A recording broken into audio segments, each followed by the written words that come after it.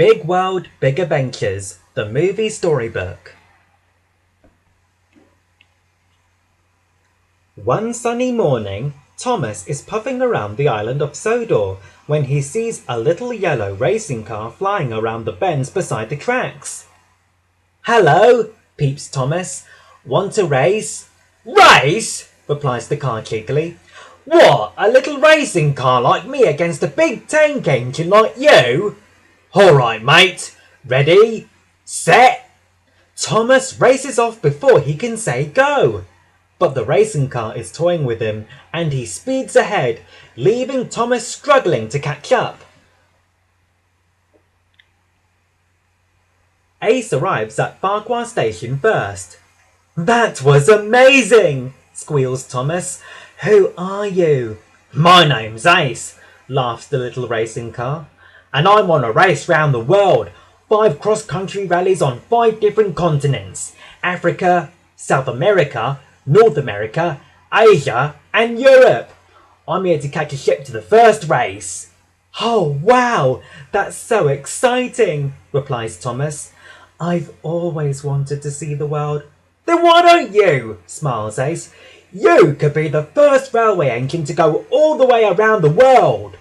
With that, Ace kicks up the dust as he races away, leaving Thomas imagining the possibilities. Thomas hurries along the line to Knapford Station. He is impatient to ask the Fat Controller a question. "Sir, how would you like it if one of your engines could be the first railway engine to go right round the world?" "Around the world?" smiles an amused Fat Controller. "I've never heard of a railway engine going around the world." "I know, sir. It's never been done before," replies Thomas. "Well, Thomas, it would be marvellous if it could be done. But the world's not all one big railway, you know," begins the Fat Controller before he is interrupted by his phone ringing.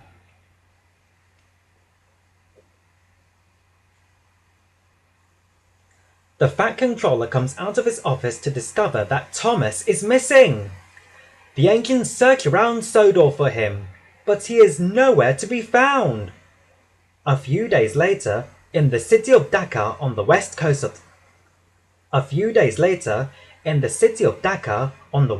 of Africa, Thomas has been lowered from a ship onto the tracks. "Welcome to Dhaka, Thomas!" cries Ace. "What do you think?" "Wow, Ace, I love it," peeps Thomas. "The ships, the people, the sounds, the smells, everything. I'm so glad you invited me to come with you." Ace and Thomas set off into the Sahara where they meet the other racing cars. "I'm Thomas and I'm coming with you," peeps the little engine excitedly. But the racing cars are very surprised. "You? How can a railway engine cross the desert?" they laugh. "Ace invited me," replies Thomas. "No, I didn't," says Ace blushing. "Why would I say you could come with me when there aren't any tracks?" Thomas's face falls as all the cars take off to Dar es Salaam, leaving him behind and unable to follow. In the shunting yard, Thomas has been mistaken for a new engine they were expecting to pull some trucks to Dar es Salaam in Africa. The yard manager is unhappy about how little Thomas is and doesn't think he'll be up to the job. But Thomas is sure he can rise to the challenge. Thomas pulls the trucks all the way to the next station, but then he is coupled up to a long and heavy goods train, which he is most unhappy about. "Your face!" laughs Nia, a tank engine from Kenya. "There are always a lot of trucks for Dar es Salaam, but usually they send a bigger engine. I can help you." "I don't need any help," peeps Thomas defiantly. But when the track goes up a hill, Thomas starts to struggle and his wheels spin under the weight of the trucks. Whoa! Thomas's brakes can't hold on any longer and he starts sliding back down the hill. Luckily, someone stops him from falling just in time. It's Nia. "What did I tell you, Mr. Blue Tank Engine?" she cries. "I knew you'd need help." "I don't need help," calls Thomas. But as soon as she lets go, he starts to fall back. Ah! Nia pushes Thomas forward again. "Should I call you Mr. Blue Tank Engine, or do you have a name?" she asks. "My name is Nia." Thomas is over the top of the hill. Thomas is over the top of the hill now and feels a bit more confident. "I'm called Thomas, and I can pull this crane by myself," he shouts as he races down the hill. "Goodbye, Nia." However, it isn't long before Nia is right behind him once more. "If you want to go faster, you should let me help you," she says. "After all, it's 5,000 miles to Dar es Salaam." "5,000 miles?" replies a very surprised Thomas. The trucks and Nia sing cheerily to lift his mood. "Wake up, there's a world to see, things to discover and try. Wake up, it's all around you now, as big as the beautiful sky." As they look out over the savannah with giraffes running alongside them, Thomas is laughing and singing along too. This is what he has always wanted. He is finally seeing the world. "Africa is a wonderful country," he smiles back at Nia. "Africa is not a country, Thomas," Nia laughs. Africa is a continent. We passed through many different countries already, and we'll pass through even more before we reach Dar es Salaam in Tanzania.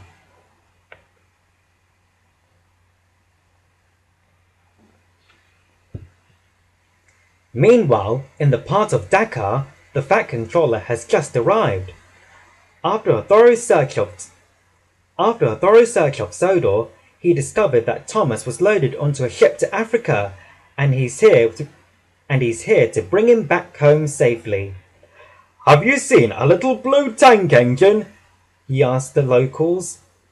"He was following some racing cars."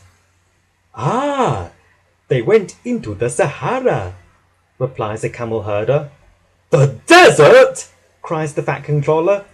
"Is there even a railway track through the Sahara?"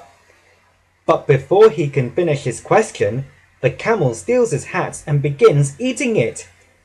"You must forgive a jinn," says the camel herder. "He loves to try new foods." Thomas and Nia have now arrived in the busy port of Dar es Salaam. The trucks are happy to be home. "Okay, everybody," peeps Thomas. "Now you need to keep your eyes open for my friend Ace." Nia is confused. "Who's Ace? I thought you wanted to do everything by yourself." Just as Thomas is about to explain about the race, Nia sees her friend Kwaku, a huge Garrett engine. "Nia, how are you?" he asks, smiling warmly. "Have you found a new engine shed where you can live yet?" Nia replies politely, but Thomas interrupts their conversation, only to discover that Ace has left Dar es Salaam without him. "You might as well go home, Nia," he snaps. "I'll go to Rio by myself." Thomas is feeling sad and nervous as he is lowered onto another ship surrounded by crates and no friendly faces. But then he hears a familiar voice. "Hey, hey, Thomas! It's Nia! I'm coming with you to see the world too," she says. Thomas is shocked and surprised. "What? Ace said I was going to be the first railway engine to go around the world." "Then I can be the second," replies Nia. "Where is Ace? Why isn't he helping you?" "Because I don't need any help," scowls Thomas. Everybody needs help, smiles Nia, before she falls asleep. Suddenly, Thomas spots a familiar racing stripe. He doesn't have to go to Rio to find Ace, as he's on board the same ship. "G'day, mate. Glad you could make it," says Ace cheerfully. "Ace! I didn't know where you'd gone," replies Thomas. "That's the best way. Free and easy," laughs Ace. "You don't need any baggage to tie you down. Good night, mate." And they both shut their eyes and fall asleep.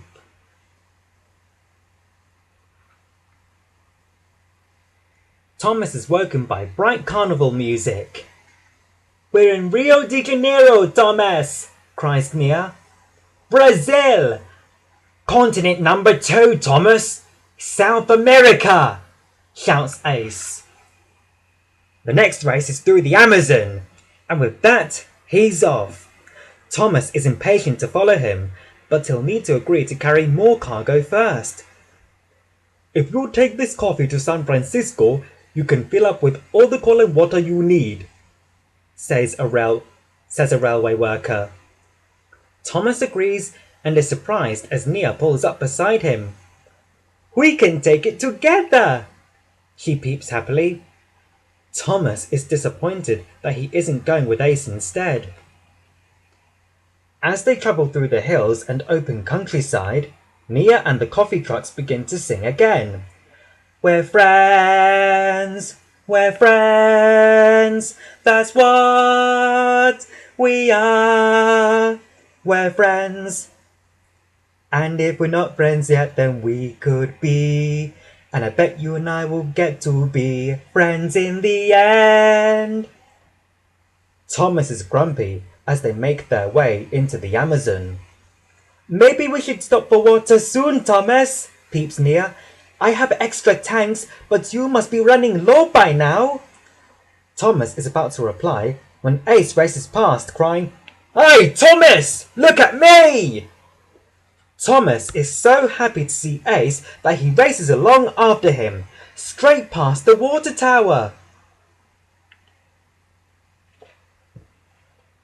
Meanwhile, the Fat Controller is riding a camel across the Sahara Desert with a turban in place of his usual hat. "Are you sure Thomas actually came this way?" he asked the camel herder. "There aren't any tracks here." In the Amazon rainforest, Thomas and Nia are racing through pouring rain. "I feel like a speedboat," peeps Thomas happily, but as they splash along the flooded track, Thomas sees Ace lying on his roof. "Ace! What happened?" he cries. One of the hazards are rallying," chuckles Ace. "I need help to get out of here and get to the salt flats in Utah to be repaired." The jungle sounds are making him uneasy, and even a little monkey frightens him. Thomas and Nia set off through the rainforest again, with Ace loaded on top of the coffee sacks, when Thomas suddenly begins to slow down. "Sorry, but my boiler, it's run dry." "We need to keep going," says Ace anxiously. "Well, we can't go anywhere if Thomas doesn't have water, and I'm going to need water soon too," replies Nia. "Maybe we can use leaves." "Leaves?" say Thomas and Ace in surprise. But Nia has the brilliant idea of using the large rainforest leaves to funnel rainwater into their tanks, and soon they are full again. "Wow, Nia, that worked a treat," cries Thomas, peeping happily. "To the salt flats!" The Fat Controller has somehow managed to make it safely to Dar es Salaam and is busy showing his picture of Thomas to everyone he meets. "Yes, I've seen that tank engine," replies a crane. "I loaded him onto a ship heading for Rio de Janeiro in Brazil." Brazil?" asked the Fat Controller, losing his turban and finding it quickly replaced by a coffee hat. In the Amazon, it is still raining heavily, and the tracks are starting to sink under the weight of the trains.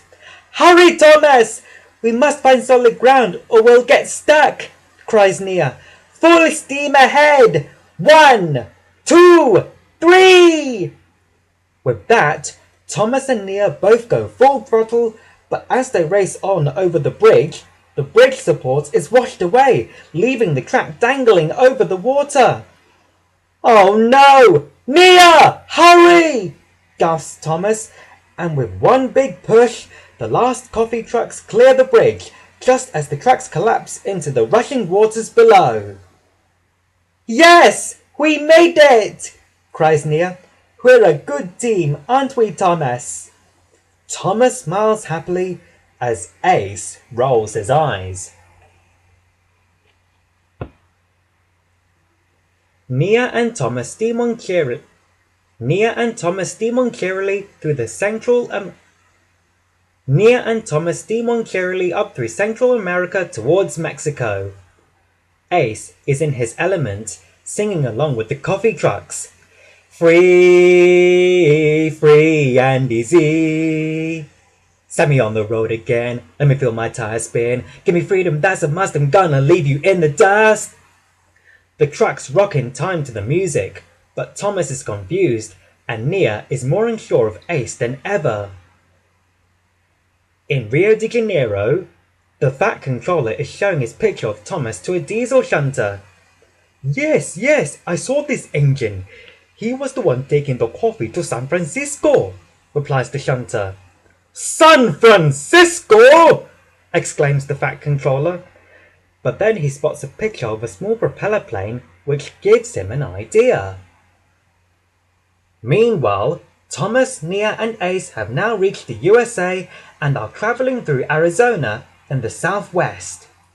Okay guys, you need to take me straight to the Utah Salt Flats, says Ace.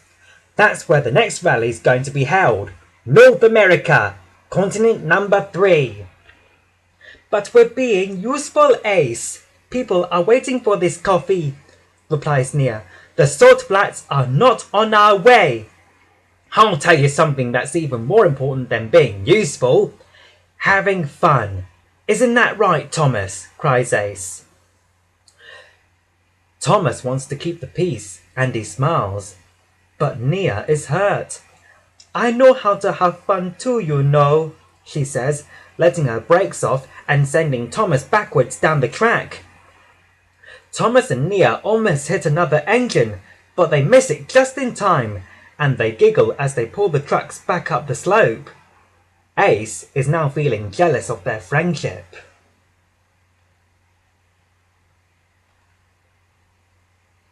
They continue their journey through Arizona, but Ace thinks they should split the train in two and pull their own half.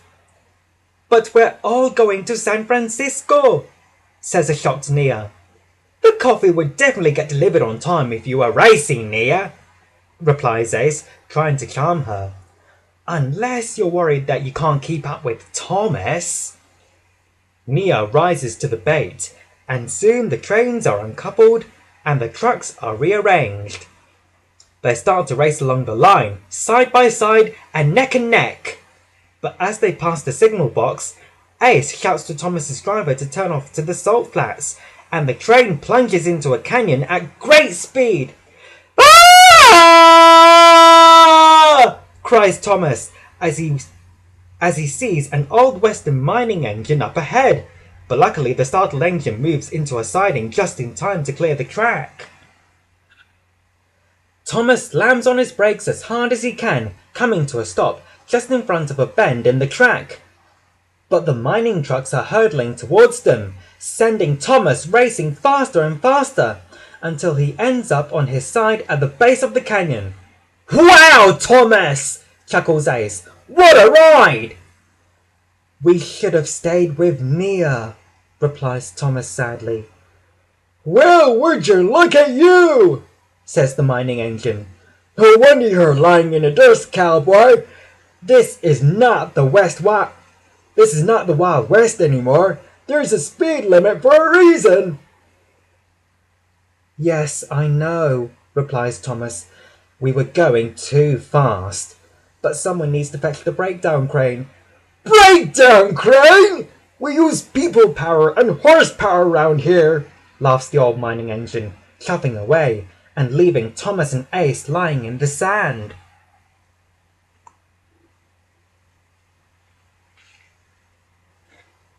The Fat Controller is flying overhead in Emerson, the small propeller plane looking for Thomas. But it's much harder to see a little tank engine from that height than he thought. Thomas and Ace have been in the desert all night, and now the sun is blazing down on them. Thomas, did I have wild animals here? Whispers Ace uneasily, just as something lassoes Thomas's funnel. A snake! Ace gulps as a shadow falls over him. But Thomas can see horse hooves and cowboy boots beside him. Ha ha! It's horsepower, Ace, laughs Thomas. And people power! Help has arrived! Soon Thomas and the coffee trucks are hauled back onto the tracks by a team of horses and cowboys. Then Ace is lifted up and repositioned on top of the coffee sacks. Bust my buffers! Oh, thank you! That was amazing! Peeps Thomas gratefully as he chuffs away. Happy trails! Cries the old mining engine and the cowboys as they wave goodbye.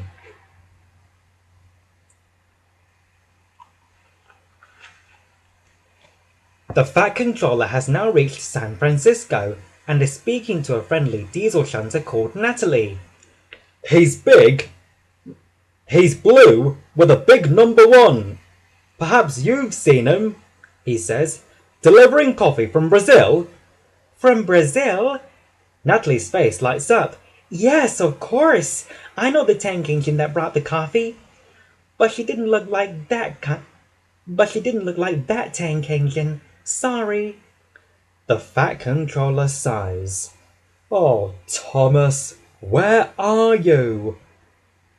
Meanwhile, Thomas and Ace have arrived at the Utah Salt Flats. Ace is excited to be with the other racing cars, but Thomas feels really bad about losing Nia.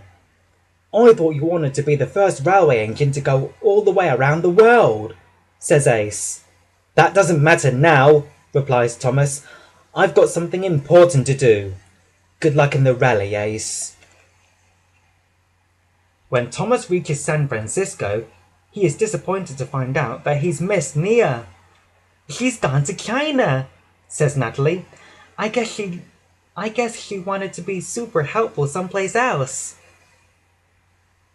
Thomas asks a crane to load him onto a ship to China. Thomas asks a crane to load him on a ship to China straight away. I'm trying to catch up with someone, peeps Thomas.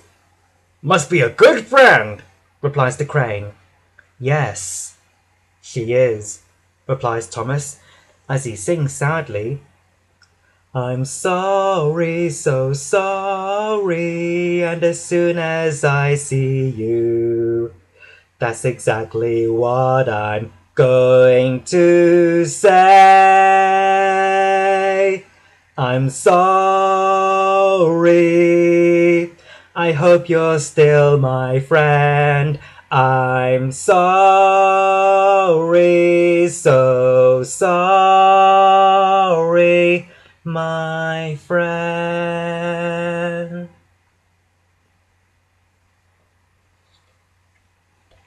Thomas is now travelling through the Chinese countryside, pulling passenger coaches, but he is still missing Nia.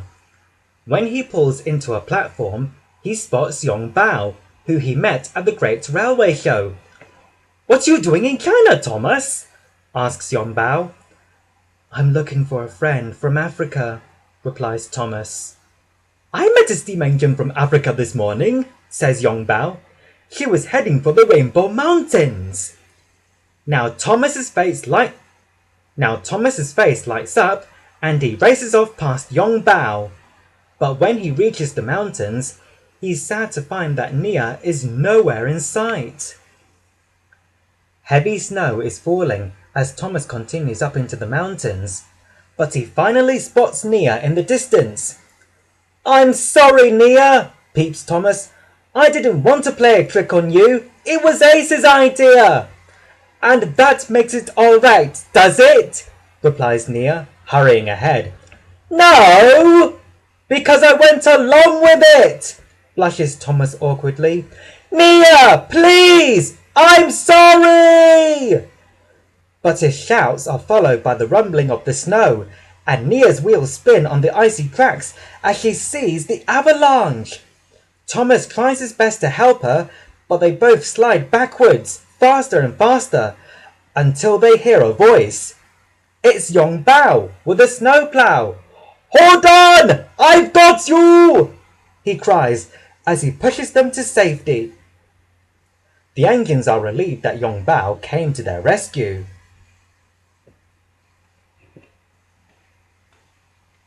"Back to Sodor!" cries Nia, "and then you'll be the first engine to go around the world." "And you will be the second," peeps Thomas happily. As they travel through Europe, they sing, "We're friends, we're friends, that's what we are. We're friends!" When they come to Vickerstown Bridge, Thomas stops. "On the other side of that bridge is Sodor, and then I'll be home. But I guess that means you'll have to go home too."